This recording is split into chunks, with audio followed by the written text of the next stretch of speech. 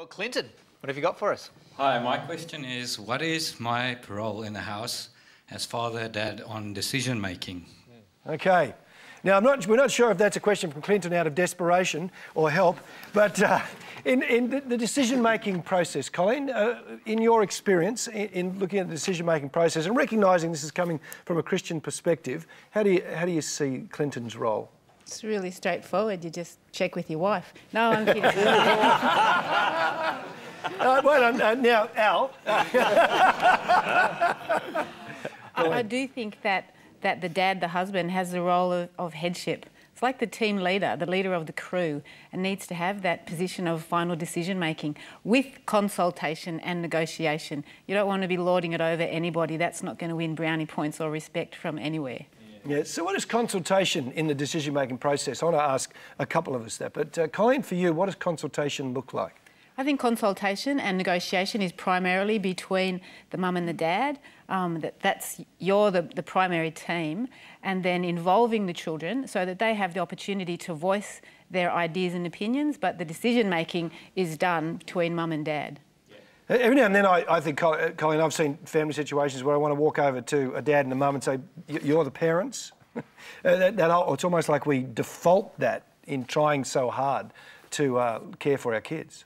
Yes, parents have legitimate power and we need to operate from that base. That's really important for the kids, for their own sense of security and stability, that mum and dad are in charge. And in a Christian family, that dad has the final say, but with negotiation, and it's the final say with love. So, Al and Cole, what about for you, Al? The whole decision-making and Clinton's role in decision-making? Yes, I would agree with that. That's what the Bible says. Dad has the final decision. But I'm married to a very wise woman, and to listen to her and to understand what she thinks and why. And it's pretty rare to actually say, no, I think you're wrong, we're going to do this. That's fairly... I guess there's a few times I've said, no, we're not, but you think 2, 3, 4 times before you do that. Yep. The other thing in our family, my Kathy's Chinese, and so she brings not just a woman's perspective, but a different cultural perspective. And so you've got to think again, because there's different cultures see things a bit differently. Yep. So yeah, Dad's got the final say, but it's a final say to look after and love and care for the family. Yep. Colin, anything you want to add to that? Just, the tough ones are, like Jesus said, if anyone would come after me, you must deny yourself and take up your cross and follow me. So denying yourself needs to be part of the habit of leadership. So in decision-making, it's not, well, I'm the father, this is what the Bible says, I get my way. Yeah. If we're leading our families, we will actually often, potentially, deny what we want because that's the best leadership decision for our family. Often when you could say, oh, I'm not getting my way, I'm not leading, but behind the desire to lead is really just I wanted my way. Yeah. Good point. Thanks, Clinton. Cameron? Yeah. Now, Russell, we have. What's your question, Russell? Hi, guys. My question is, it seems to be apparent, or to a parent, that disciplining your children in public can be a bit of a no-no, for fear that others may mistake discipline for abuse.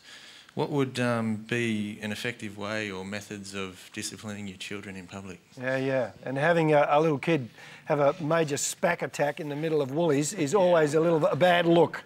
So, Colleen, we're all ears. That's really we have no idea. I think probably the key thing is preparation. You don't want to just have the surprise attack on your kids. And so there needs to be the dialogue at home about the behaviour that's expected and the behaviour that you don't want, and then the consequences for that behaviour. So you've done your preparation. It takes a bit of effort and planning, but if we want to train our kids up, they need to know what the rules are. They need to know what's expected and what's not okay. And then we put in place some discipline strategies, which can be similar to time out in the bedroom, but when you're out in a public place or visiting someone, it can mean, right, you're 5 minutes in the lounge room with me and Aunt Bertha and Uncle Albert. Meaning that you're away from the other kids. Or in the shopping centre, it might mean that you're time out standing, holding my hand. Or it might mean we're leaving the shopping trolley, for instance, or the sporting event, or the barbecue, and we're going home. Or we're having time out in the car for 5 or 10 minutes. So nothing in what you just said actually was any statements of physical discipline. So you would say that it's kind of saying that's not a place. I would say that there's not a place in that sort of a setting for physical discipline of a child. Yes, I would think that. Okay. Just give us a reflection, though, because obviously in the wider community sense, even at home in private, there's a lot of discussion about whether smacking still has a place. Have you got a comment on that for us? My honest opinion about that is that smacking does have a place. If it's a small child who's going to be sticking things into a light socket or into the PowerPoint, or sometimes a tap, not a brutal bashing, a tap, actually does have a place for that shock value of stop and think, stop and listen to me. Yep. But I actually think for other situations, too often that physical punishment becomes acting out in anger, where I'm venting my frustration to meet my need, and then I'm also role modelling that abuse is a good solution to a situation. Yeah, yeah. You guys, any comments on that particular I'll go on out. I say I couldn't improve on that. Yep. What can I ask? What are smack on the bum? Just because there's no point taking them home and then doing something because they've forgotten it, and then when they're little. What kind of age does the smack kind of just stop? Have you got to, by the time they're 3 or 4? That's such a great question. We probably need a little bit more time on that. And we're going to a break right now, so Colleen can write some notes. So when we come back from the break, we're going to start with that question again. Stay with us on the men's series, because I know you want to know the answer to that question. We'll be back in a minute.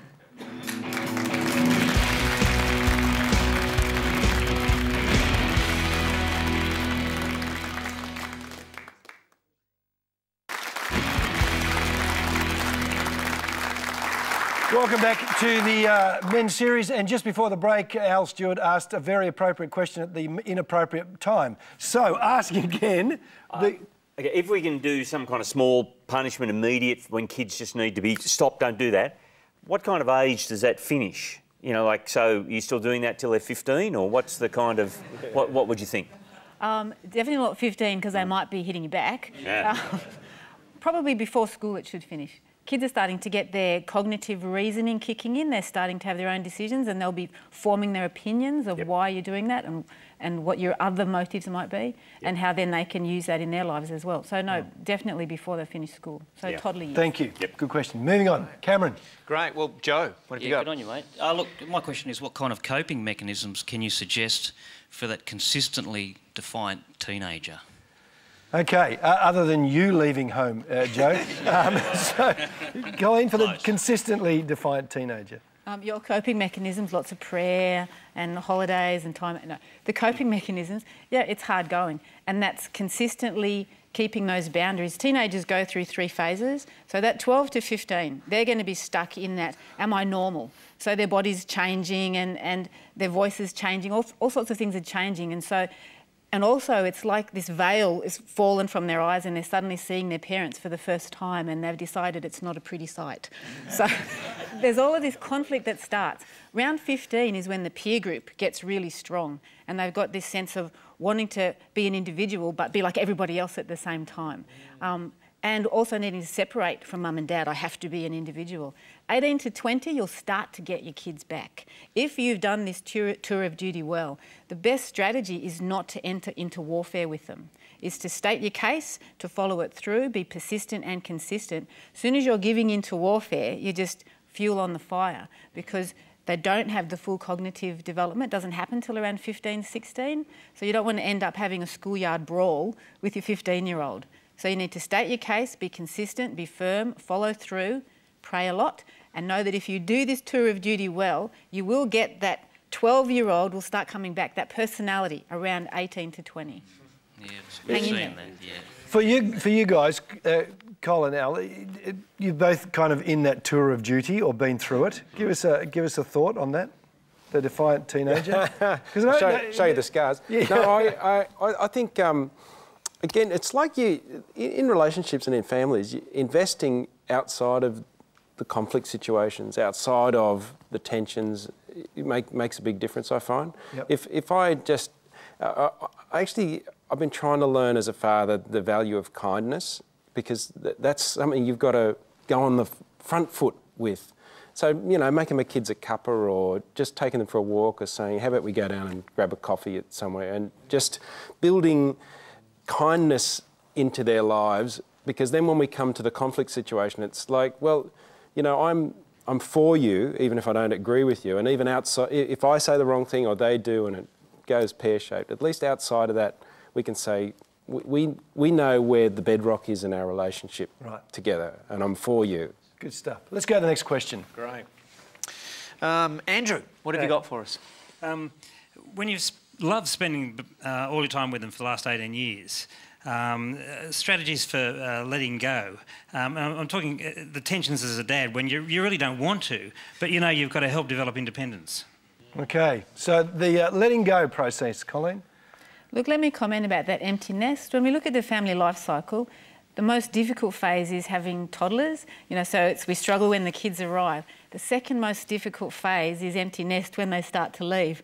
So we're never happy whether they're coming or going because of this emotional stress. But I think what you're saying is pretty common. Most of us are going to struggle with saying goodbye to our kids. And it's really that physical separating. That we're not going to lose our kids with the fact that they're moving on to a different address. Though it's a sad transition sometimes, it's a difficult transition. Again, it's maintaining those bridges and the links with our kids, spending time. And that might come down to phone calls and emails, maybe not as much face-to-face contact, because particularly if they've moved away or they're married or they're caught up with their own families. Yeah. Al, you've had some leave? Yeah, I've... well, all of ours have left. 3.5 out of 4 have left. One keeps coming home weekends, which is great. Kathy's been clever, and that we get the diary out at the beginning of the year and work out pretty much every excuse that she can think of to get the family together. You know, there's 6 birthdays, and then there's Mother's Day and Father's Day and so on, and just try to get that in the diary early. And we just work hard on trying to get them together. Yep. And that's and she's also got a mobile phone plan worked out, so they can all ring each other. The 6 of us can ring each other for free, and she pays the mobile phone bills. So you know, she's just tried to be proactive about that. What about when if they make choices as adults that you don't agree with? Some of ours have. How have you handled that? Because that's in essence the whole letting go, isn't it? Yep. Because if they just do what you want, you feel like they haven't really let go.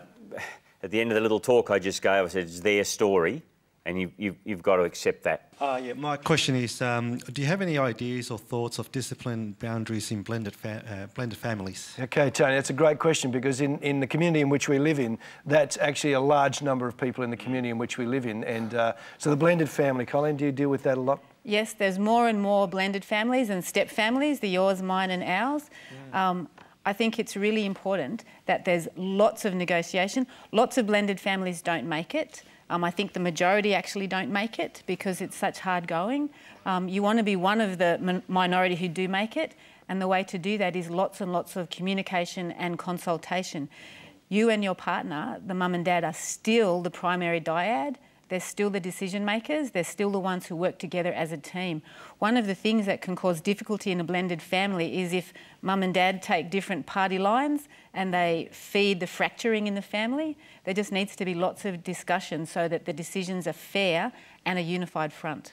Can I ask on Joe's behalf, you know, I guess this is obvious, but just quickly, what's the big issue with blended families? So why is parenting difficult in blended families? There's lots of issues in blended families. Kids wanting their original family unit to stay intact, which is pretty well standard for most every kid wants their mum and dad together.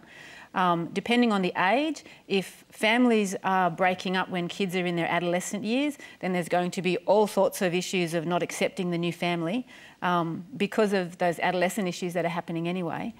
There's difficulty in kids accepting the new partners and wanting to be with their non-resident parent. And that's absolutely fantastic. And, you know, she's been great, hasn't she? Why don't you thank Colleen for her work? Brilliant stuff. Really appreciate you being part of the show, and it's been great. And Colin and Al, again, thank these guys as well for their work on the show. Brilliant.